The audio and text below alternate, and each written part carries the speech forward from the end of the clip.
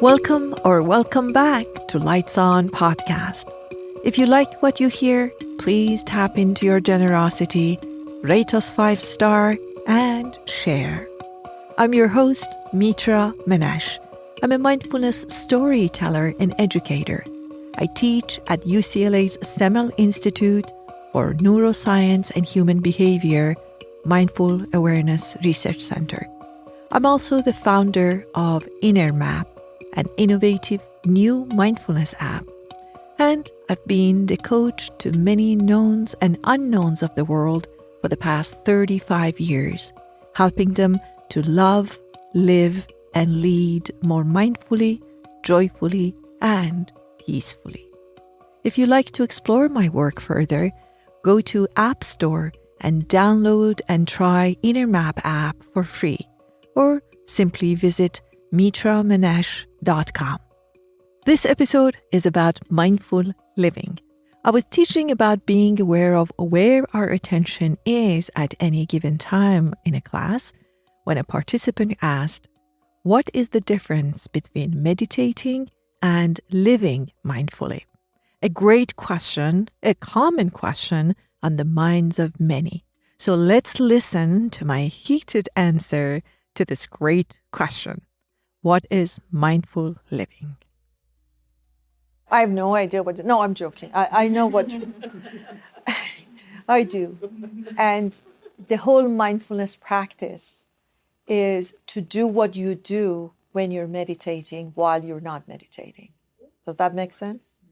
The whole idea of mindful living is to do what you do while you're not meditating, same as when you were meditating.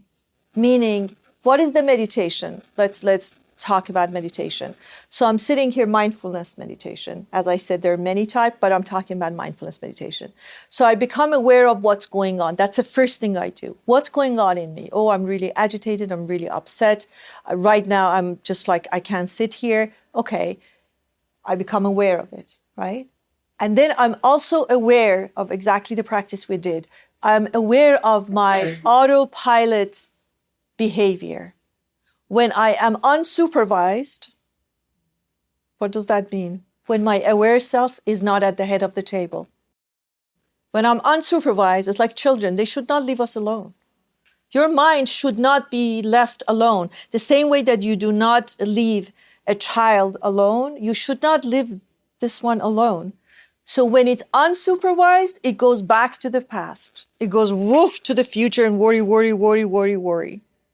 So when I'm aware of this pattern, first of all, that awareness, take a note. That's what we did tonight.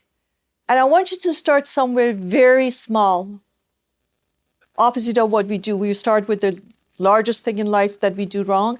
Start very, very small. When I am in line, when I am listening to someone that you're not activated by, somebody neutral. I can't wait for them to finish their statement. I'm just, okay, come on, right? You're smiling because you can relate to that, right? So you connect to that and you say, you know what? I'm going to give myself 5 minutes, because in that rush, in that wanting for people to finish, it's amazing how 5 seconds feels so long.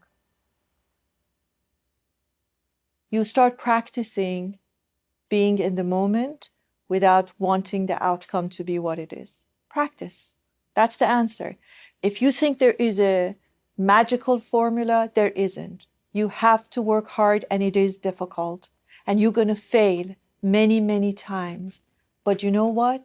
It's fine, because life is not about not ever falling. It's about learning how to get up fast when you do fall.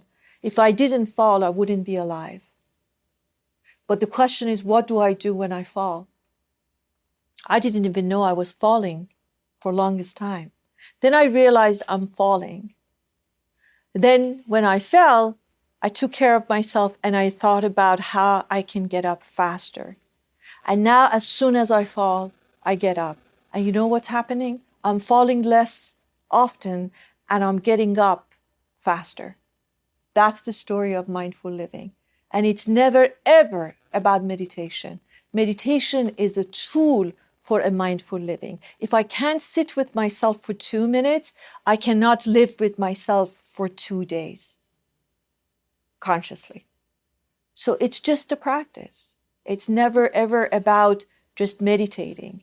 I'm actually always hesitant to promote meditation that long because that's great for 20 minutes. People think that's the God-sent time. It isn't. I always want you, and for this week especially, I want you to sit and just notice your breath for 2 minutes a day. That's it, 2 minutes. But every day, your consistency is far more important than the depth and the quality of anything. Just 2 minutes. 2 minutes if you're not a meditator. Just 2 minutes a day. Breathe consciously. That's it. That's your homework. And become aware of your autopilot patterns. What is my pattern? Oh, I go automatically to the past. I go automatically to the future because we all have a pattern. And that's important that you recognize that pattern. So this is the first step. You're doing well. What we're talking about and what you're doing, and I know you would like to, a pill, a mindfulness pill that I can give you, and you go home and you take it. But as you know, every pill we take, there is consequences to that. In fact, I don't know if you know, United States of America is the only country in the world that has ads for prescription medication. When I first came to US, I was petrified. Have you heard those things that they mumble? You may be suicidal and kills a couple of people and push them away. Your heart may stop like Mr. What are they saying? And since when I've gone to tell my doctor what to give me? But you want the pill. There's the consequences. Listen to the side effects. There are no pills for mindfulness.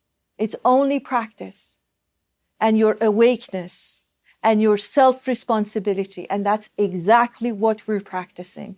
I am responsible for my actions and happiness, and I'm taking charge. And this is one of the first steps and one of the ways. There are many, many different ways, but I think attention is a good place to go.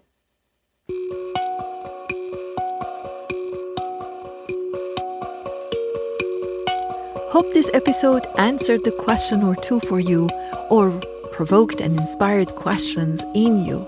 I'm so grateful you showed up and listened up.